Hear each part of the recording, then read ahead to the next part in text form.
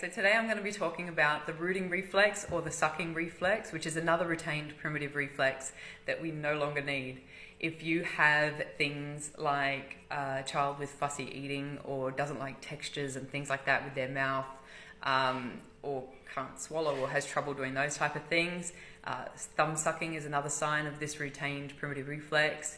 Dribbling, speech problems, articulation problems, like that one, then there's a good chance that they still have this retained primitive reflex, or you still have this retained primitive reflex. So the way that we test for this is by starting at the top of your cheekbone and just dragging your finger down to touch the lip. Did you see my lip twitch just then? Just a little twitch.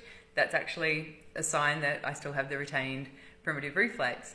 And then just a little bit lower, and then from the bottom of your chin to touch your lip, every time touching your lip. And the reaction that we will see is similar to my little lip just doing a little blip, or it might be a little bit of a smile, or just any kind of reaction in this area. You can also have a reaction up here or anywhere around that area, and it would be a key sign of a retained primitive reflex.